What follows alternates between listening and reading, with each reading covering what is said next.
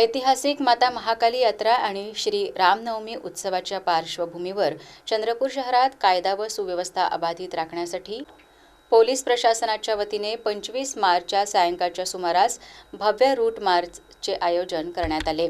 Police अधीक्षक मुमक्का सुदर्शन यांच्या मार्गदर्शनाखाली हे संचलन पार पडले। हा रूट मार्च माता महाकाली यात्रा नगरी येथून सुरू झाला।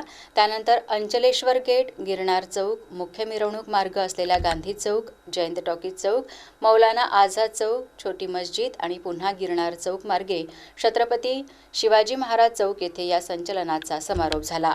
या रूट मार्चमध्ये केवळ पोलीस दलच नव्हे तर महानगरपालिका प्रशासनानेही सक्रिय सहभाग नोंदवला। यामध्ये प्रामुख्याने मनपा आयुक्त अकुनुरी नरेश, अप्पर पोलीस अधीक्षक ईश्वर कातकडे, उपविभागीय पोलीस अधिकारी प्रमोद चौगुले आणि मनपा उपायुक्त संदीप चिद्दरवार यांची मुख्य उपस्थिती होती।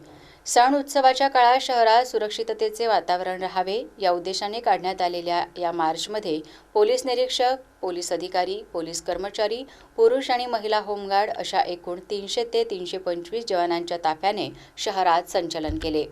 या रूट मार्चच्या माध्यमातून पोलिसांनी नागरिकांना निर्भयपणे सण साजरे करण्याचे आवाहन केले असून कोणत्याही अफवांवर विश्वास न ठेवता प्रशासनाला सहकार्य करण्याची विनंती केली आहे।